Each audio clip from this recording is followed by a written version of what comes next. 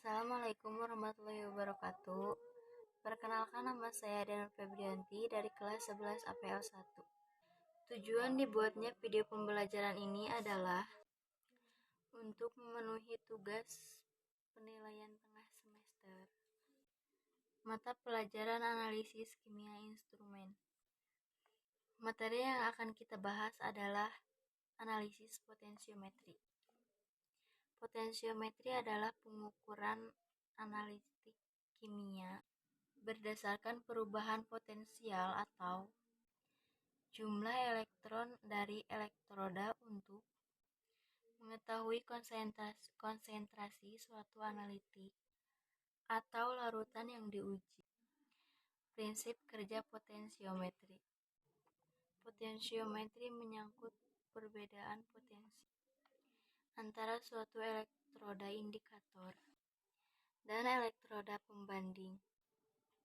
Perbedaan potensial dapat diukur dengan potensial atau potensiometri atau juga pH meter. Rangkaian alat.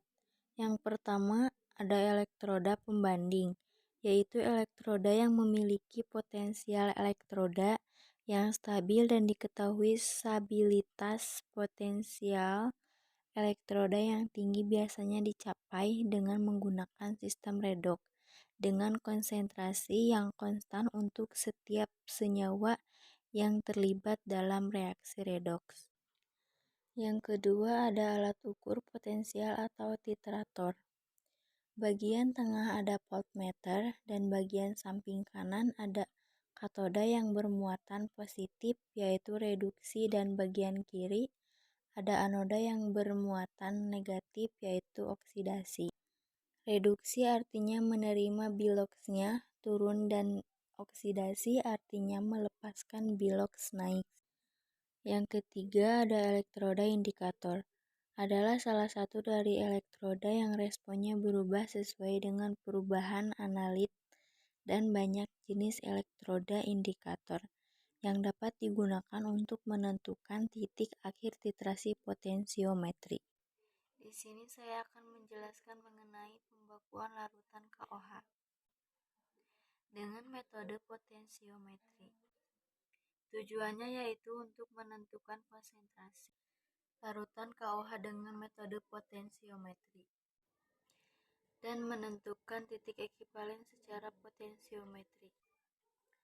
Adapun alat dan bahan yang akan digunakan yaitu alat pH meter dan gelas kimia 250 ml dan 100 ml. Batang pengaduk, botol semprot, buret 50 ml. Klaim dan statif, pipet tetes, corong, spatula, neraca analitik, pipet volume 10 ml dan kaca arloji. Bahan yang akan digunakan yaitu larutan KOH sebesar 0,56 gram, larutan oksalat 0,63 gram, larutan buper pH 4, 7, dan 10, tisu dan aquades. Untuk data pengamatan, yang pertama yaitu tabel hasil pembakuan KOH menggunakan metode titrasi potensiometri. Diisi dengan volume KOH dan pH yang didapat saat praktikum. Yang kedua, tabel turunan pertama hasil pembakuan KOH menggunakan metode potensiometri. Volume KOH diisi dari hasil volume KOH dari tabel hasil pembakuan KOH. Untuk delta pH diisi dari hasil pH dengan cara pengurangan dan untuk delta V yaitu hasil dari volume KOH tabel hasil turunan pertama dengan cara pengurangan. Dan delta pH per delta V yaitu hasil pembagian delta pH dibagi delta V. Yang ketiga yaitu tabel turunan kedua hasil pembakuan KOH menggunakan metode potensiometri. Volume KOH diisi dari hasil volume KOH dari tabel hasil turunan pertama. Untuk delta pH turunan kedua diisi dari hasil delta pH turunan pertama dengan cara pengurangan.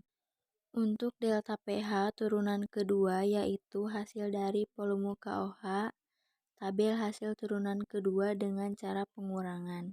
Dan untuk delta pH turunan kedua per delta V turunan kedua yaitu hasil dari pembagian delta pH turunan kedua dibagi delta V turunan kedua.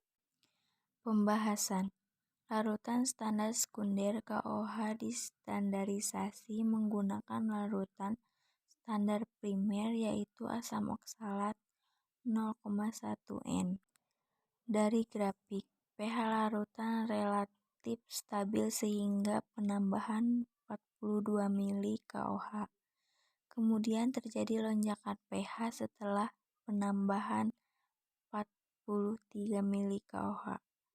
Karena OH- habis bereaksi dengan H+ dan terdapat kelebihan ion H+, karena reaksi yang terjadi adalah netralisasi asam basa.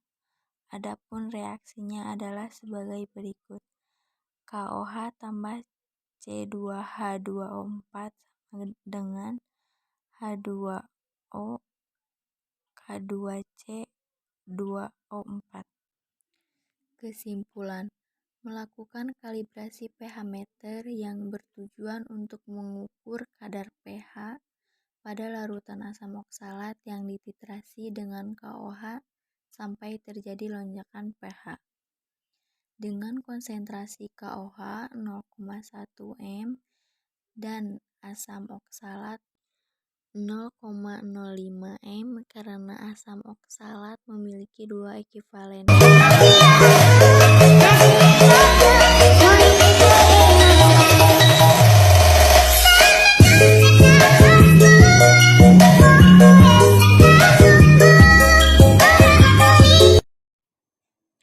Sekian dari saya, mohon maaf apabila ada kesalahan.